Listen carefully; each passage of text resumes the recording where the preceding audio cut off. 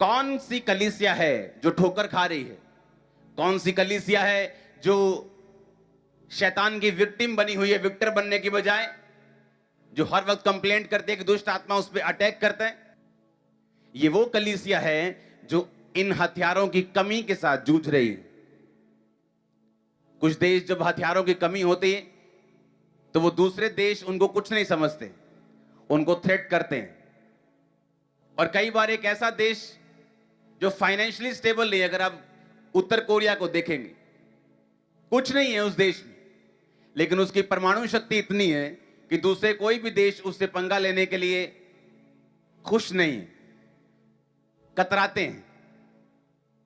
उसी तरह से शैतान जानता है कि किस कलीसिया के पास, किस चर्च के पास, यानी बॉडी के पास, चर्च मतलब बॉडी यानी आप यानी मैं, कौन से हथियार हैं उसे मालूम है।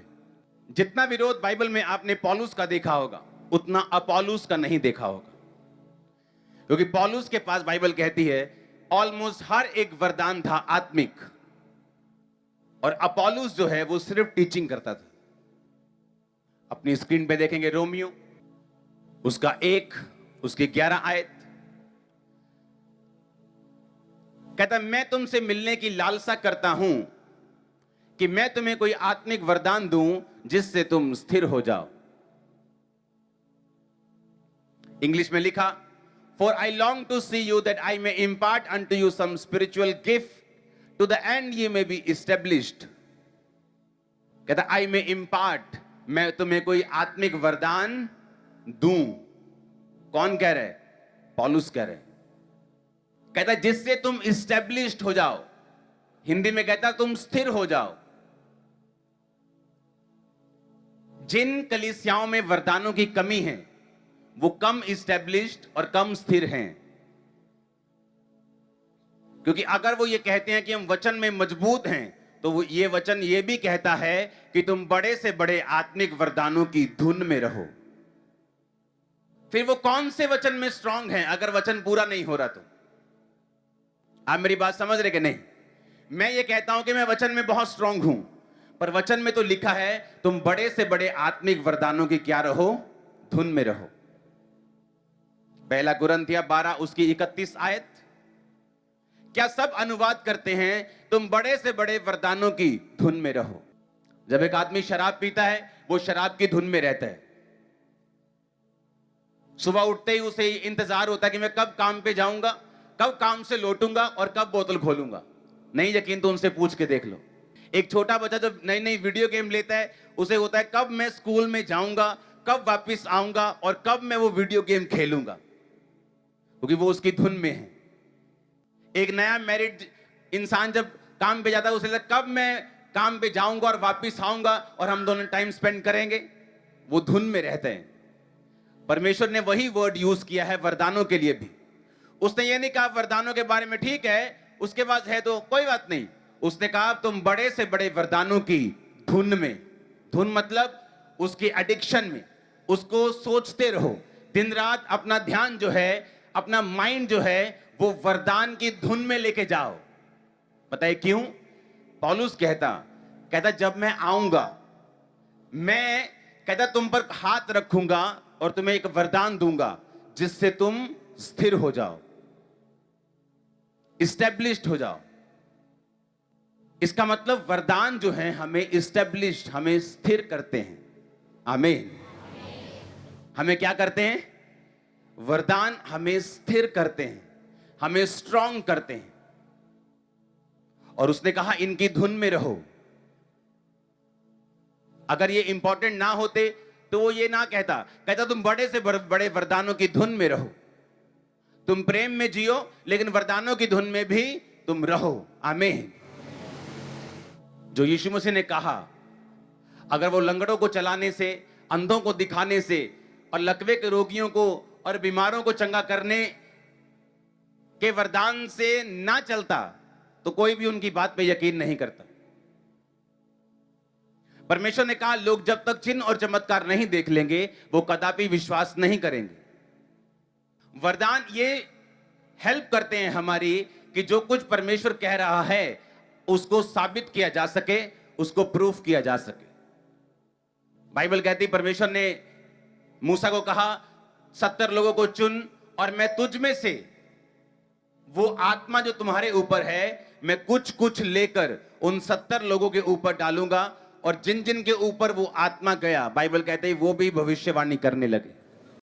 पौलुस ने कहा मैं तुम पर हाथ रखूंगा ताकि तुम्हें वरदान दे सकूं, ताकि तुम स्थिर हो जाओ। आमीन। मैं इंपार्ट करूंगा, मैं दूंगा तुमको वो वरदान ताकि तुम स्थिर हो जाओ। और स्थिर होने का मतलब ग्रीक भाषा का 4741वां शब्द हम पढ़ेंगे। इस्टेब्लिश का मतलब, स्थिर का मतलब स्टेरिजो। इसका मतलब होता है कि एक चीज का दृढ़ता पूर्वक एक दिशा में भागना। आप मेरी बात समझ रहे कि नहीं? कहता दृढ़ता पूर्वक एक दिशा में भागना। कहता मैं तुम्हें एक वरदान दूं जिससे तुम दृढ़ता पूर्वक एक दिशा की ओर भाग सको। क्यों? क्योंकि जब तुम एक ही दिशा जो प्रभु ने तुम्हारे लिए चुनी तुम भागते जाओगे, तुम्हारी लाइफ सेम नहीं रहेगी।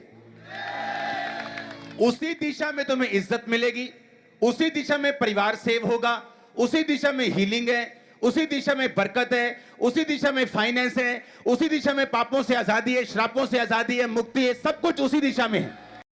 रिलीजियस क्वालिफिकेशन, इसका मतलब चाहे तुम बड़े से बड़े नाम जोड़ लो अपने साथ, किसी बड़ी संस्था के हेड बन जाओ, लेकिन अगर तुम्हारी लाइफ में गिफ्ट्स की कमी है तो अभी भी रिलीजियसली तुम क्वालिफाइड नहीं हो, तुम अनपढ़ हो। अभी भी नाम तुम्हारा बड़ा हो सकता है, पर अगर गिफ्ट्स नहीं है लाइफ में तो तुम क्वालिफाइड नहीं हो स्पिरिचुअली। Hallelujah, hallelujah. सभी को जय मसीह की।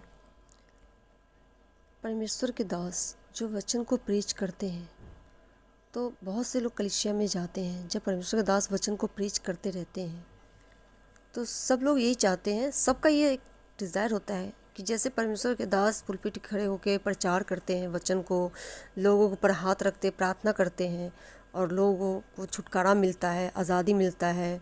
सबका अपना अपना एक प्रॉब्लम होता है और हर एक प्रॉब्लम से सबको आज़ादी मिलती है। वो लोग भी चाहते हैं कि हम भी ऐसे दास के जैसे प्रचार करें, हम भी ऐसे किसी के ऊपर हाथ रखें, प्रार्थना करें और हम भी ऐसे दास की तरह बड़े बड़े अद्भुत आश्चर्य काम करें, हीलिंग का, छुटकारे का। बिल्कुल हमें करना भी चाहिए, क्योंकि वरदान कई तरह के वरदान हैं और परमेश्वर चाहते हैं कि हम वरदान से भरे। परमेश्वर आपको चाहते हैं कि आप दानों वरदानों से भरो, परिपूर्ण हो जाओ। लेकिन उस वरदान को पाने के लिए आपको क्या करना चाहिए? क्या करना होता है? आपको उसको धुन में लगे रहना चाहिए। अगर आपको वरदान चाहिए परमेश्वर का तो आप उस धुन में लगे रहो। जैसे पौलुस क्या कहता है कि तुम प्रार्थना तो करो, वचन तो सुनो, पर तुम भविष्यवाणी की भी धुन में लगे रहो और उस वरदान को भी पाने के लिए धुन में लगे रहो। तो आप इस वचन को सुने जो परमेश्वर के दास प्रीच कर रहे हैं। बहुत से लोग कलीसिया में जाते हैं, चर्च में जाते हैं, सिर्फ वचन को सुनते हैं, प्रार्थना करते हैं और चाहते हैं कि मेरे ऊपर एक हाथ आ जाए, बस दास मेरे ऊपर एक बार हाथ रख दे, मेरा लेहन कर दे और मुझे हर एक चीज़ों से आज़ादी मिल जाए, मैं हर एक बंधन से छूट जाऊं। लेकिन आपको खुद भी उस वरदान को पाने के लिए आपको खुद भी कोशिश करनी चाहिए, आपको मेहनत करना चाहिए उस वरदान को हासिल करने के लिए। जैसे कि एक परमेश्वर के दास उन दानों वरदानों को पाने के लिए वो लोग बहुत मेहनत करते हैं। आप जब जाते हैं परमेश्वर के घरों में तो आप खुदाबंद से प्रार्थना कीजिए, खुदाबंद जो गिफ्ट आपके दास के ऊपर है मुझे भी दे वही गिफ्ट, ताकि मैं तेरे कामों को कर सकूं, लोगों की भलाई में उस गिफ्ट को लगा सकूं। परमेश्वर आपको अपने गिफ्ट से भरेंगे, ये मेरा विश्वास है। और प्रभु आप सबको आशीष दें।